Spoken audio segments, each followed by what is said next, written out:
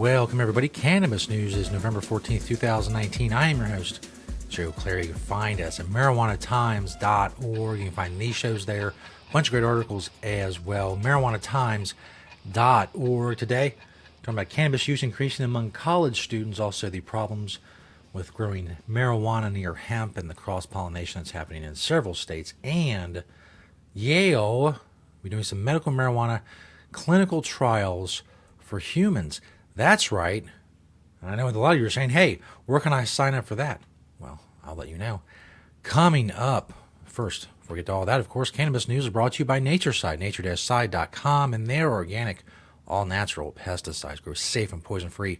With Natureside, don't use yucky, awful, harmful, banned chemicals on what you're growing, whether you're growing cannabis or something else, anything that someone's going to be ingesting. Don't put garbage on. Use Natureside. Nature-side.com, proud sponsor of Cannabis News over these past 2 years. Thank you to Natureside. You're awesome. Go check them out. This first story is by Julia Granowitz at marijuanatimes.org. Cannabis use increases among college-age adults. An article recently published by the American Academy of Pediatrics found that cannabis use was increasing among college-age adults, while tobacco use was decreasing. The study used information from the National Survey on Drug Use and Health from the years 2002 to 2016, and in this case looked specifically at the 18 to 22-year-old age group, aka college age. Survey originally asked questions pertaining to cannabis and tobacco use in the past 30 days and the past 12 months. In 2016, over half, 51.6% of non-college and almost half of college adults, 47%, reported using either marijuana or tobacco in the past year. Looking exclusively at marijuana use, this was higher among college students. Suggests that young adults who are not enrolled in college are more likely to smoke both tobacco and cannabis than their college-enrolled counterparts. Over the last 14 years, college students who reported only using marijuana has increased by about 8%, while non-college young adults saw an increase of about 4%. Comparatively, non-college individuals more likely than college students to use tobacco at all. The number of college students who exclusively use tobacco in the last 30 days dropped from 23% to about 4% over that 14-year span. Not surprising. Cannabis use is going up, especially under legalization. And as the internet just demolishes the lies and the myths and the stigma that surrounds cannabis and has surrounded cannabis for decades, and of course, tobacco use is going down for obvious reasons, namely the hundreds of thousands of people that die from the use every year, compared to, yes, the zero people who have overdosed and died on marijuana. Some of you might get tired of me saying that, but I don't care. I'm going to say it as much as possible, because a lot of people, they love to say, well, let's compare alcohol and marijuana, or let's compare tobacco and marijuana, and you're comparing something that kills a ton of people to something that kills no one. And it's a hard comparison to make, and if you start equating things, then they're not equatable, because one substance is so much different and so much safer than the other substance. And college students know this, obviously. That's why they're staying away from tobacco and migrating toward cannabis, because that's the obvious migration to take. This next story is from the San Diego Tribune, SanDiegoTribune.com. Marijuana hemp cross-pollination, a budding conflict. Ha! Puns! Do you get it? It's a budding conflict. Outdoor marijuana growers are reporting an increase in cross-pollination from hemp farms development that could mean marijuana cultivators might lose upwards of tens of thousands of dollars if their plants become unmarketable as flower products. As the marijuana and hemp industries increasingly share the same cultivation territory, the number of conflicts is likely to increase, particularly in areas with thriving outdoor cannabis cultivation. In Washington State, in April, Governor Jay Inslee signed Senate Bill 5276 into law, which opened the state up to hemp production in response to the 2018 Farm Bill. It removed the previous 4-mile buffer between outdoor marijuana grows and hemp farms. We took a big hit, said Robert Morf, who owns and operates Cheshire Creek, an outdoor marijuana cultivation operation in Waterville, Washington. He estimated he will lose about $40,000 this year after his mid-sized 600-plant farm was cross-pollinated by pollen from the male plants he said came from a neighboring hemp grower, which of course reduces the potency of the flowers and introduces seeds and things that marijuana growers do not want. This has long been the argument when people would talk about hemp legalization, and law enforcement or officials would say, well, people are just going to hide their marijuana plants in their hemp field. And this story, as many others have pointed out, is it's very hard to do and not destroy both crops.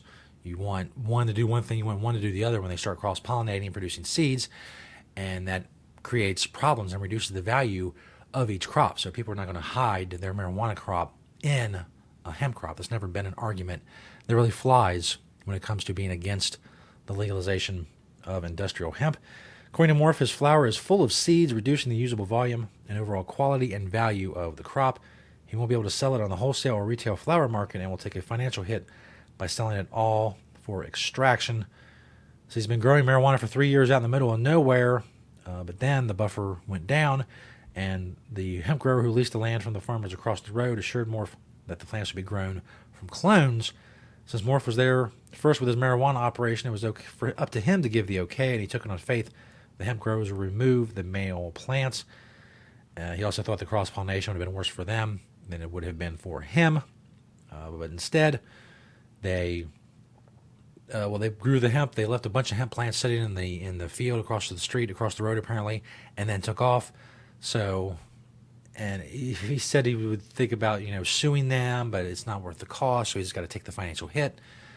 Anyway, all this is a roundabout way of saying that when people used to say, well, that people would just hide their marijuana crops inside the hemp crops and shield them that way if we legalize industrial hemp, it's a stupid thing to say and proves ignorance of the way these different species of the cannabis plant grow and produce what is needed for them to produce.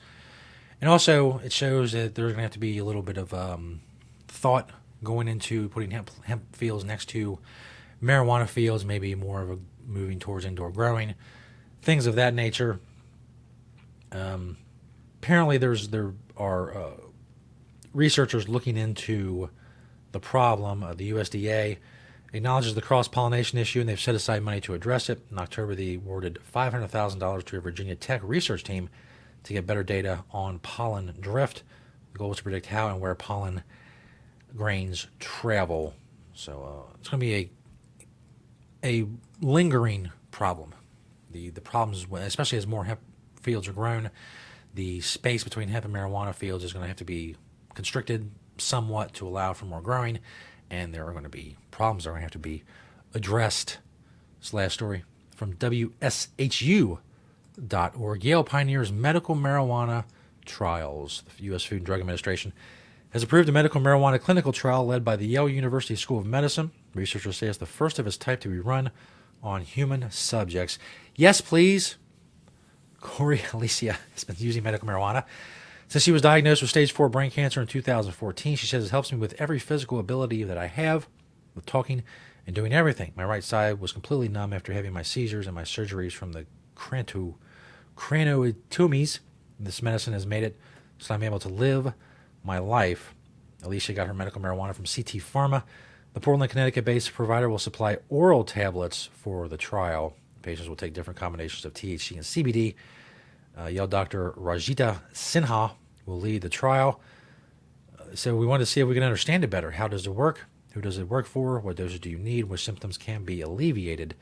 I will say that doing it via pill form is going to tell you less than doing the trials using forms that people actually use. Smokable flower, edibles, vaporization, things of that nature. So they're already limiting themselves out of the gate with this whole pill thing, because that's not the way this is going to happen. We're not going to be a world of people taking marijuana pills, not only because of the problems of synthesizing it into pill form when it's not necessary. The bud comes right off the flower, and you break it, you dry it, you break it up, you put it in a bowl, and you smoke it, and you're done. But putting it into pill form is going to put it into the hands of companies that make pills, and well, that's not what marijuana is. Marijuana's not a pill. It's marijuana. And I mean, these trials will do what they do, and I guess they'll give some information on pills and oral tablets and how well they work.